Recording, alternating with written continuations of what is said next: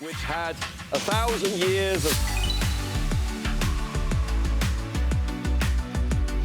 for betterment of people.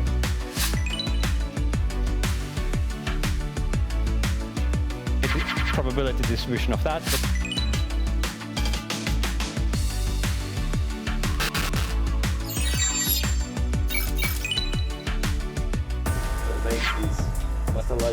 fit into the world. It was a turning point in the international order. The 8 decades of international order that have been organized around American leadership and the building of a liberal international order, the Trump administration very self-consciously wants to bring that era to an end. I think the word would be fracture. The world will increasingly be fractured or fragmented into parts and less of a single unified global system. The longer issue is whether unpredictability becomes a sort of style, a kind of political style. But to the extent that it's politically successful, other people will mimic it. So I think a lot hangs on the elections, the midterm elections.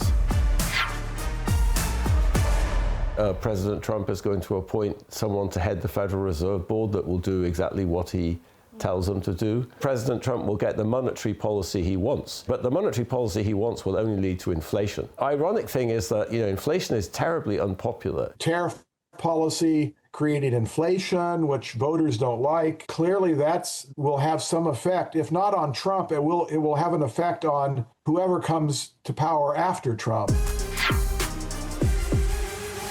It's very familiar to me. It's the kind of world that I grew up in, which we thought had disappeared after 1990. But that was a sort of foolish thing. We're back in this world of power politics. It's more than temporary. It is a shift from one kind of order into another one that hasn't yet been defined. Interregnum, which is to say we're between two orders. But that's fine. The rest of the world can go on without the United States. I'm English, we've been through that in England. We had a gradual decline. The world reserve currency used to be the English pound, and then it wasn't. I think that's what history tells you, yeah. AI will become increasingly recognized as a source of power, both military power, economic power, also sort of social cultural power in terms of the propaganda, the having control over these models, how they should answer the personality might start to have a significant impact on culture. There's so much economic dynamism still in the United States, but many of these people are not committed to the United States. Like Mr. Musk could move to China tomorrow, or the moon, or maybe Mars. Peter Thiel famously got a passport in New Zealand.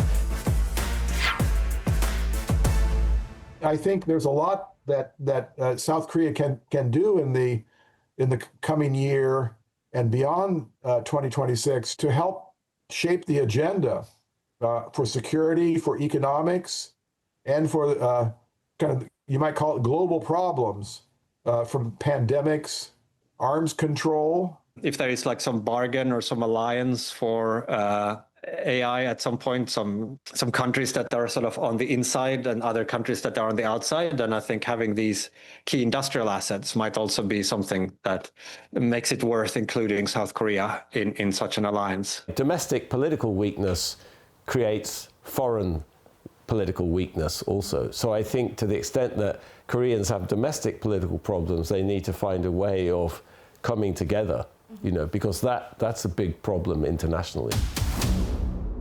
네, 세계 석학들은 결국 트럼프의 미국 우선주의가 전 세계의 균열과 불확실성을 키우고 있다라고 보고 있다라고 얘기해 주었는데 사실 최근 미국과 베네수엘라 간의 긴장 상황도 이런 맥락이 아닌가 싶거든요. 네, 그렇습니다. 지난달 CNN에서는 트럼프 행정부 내에서 마두로가 물러난 이후 대응 전략을 마련하고 있다라는 소식을 전했는데요. 네.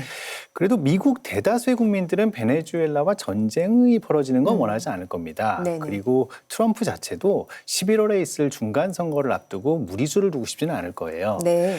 다만 이제 마약 문제가 있고 또 국가안보 위협이라는 얘기를 해왔기 때문에 베네수엘라 정부 인사를 겨냥한 어떤 제거 작전 아니면 소규모 군사 작전은 가능성이 있어 보입니다. 그렇군요. 근데 이제 문제는 분쟁이나 전쟁 상황이 생기는 게 문제잖아요. 그러면 이게 사실은 이제 경유값에 영향을 끼칩니다. 왜냐하면 미국이 베네수엘라산 원유 수입을 제한하는데 일부 이제 허가를 해줬기 때문에 미국 정유업체가 베네수엘라산 중진류를 정제해서 경유를 생산해요. 네. 그런데 유럽이 러시아산 석유를 못 사게 되니까 미국 거를 사다 쓴단 네네, 말이죠. 전쟁 때문에. 네.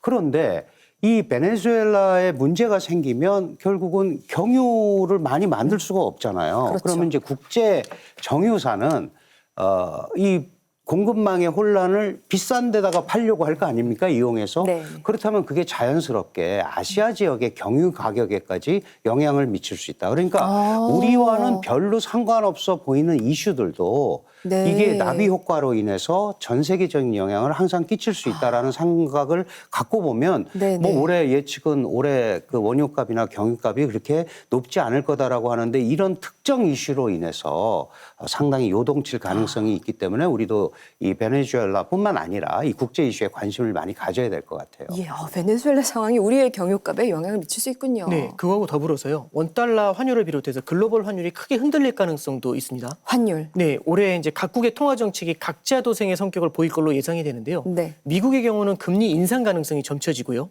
반대로 일본은요, 금리를 인상할 것으로 예측이 되고 있습니다. 맞습니다. 한국을 비롯해서 유로존이나 캐나다 같은 경우는 금리 동결 기조에 모기를 두고 있거든요. 이 미국의 금리 정책을 과거에는 다른 국가들이 상당 부분 따랐었는데요. 지금은 각국의 경제 상황에 초점을 맞춰서 제각각의 움직임을 보이는 겁니다. 그러네요. 이렇게 각국의 금리 정책이 다르면 환율 불확실성이 크게 높아지게 되거든요. 네. 이렇게 되면 그렇죠. 작은 뉴스에도 환율이 요동을 칠 수가 있습니다. 네. 이 환율의 높은 변동성은요. 우리나라처럼 대외 무역에 의존하는 이제 국가들한테는 큰 불안 요인이 될 수가 있습니다. 그럼요. 환율 때문에 요즘 근심하시는 분들 정말 많으실 겁니다.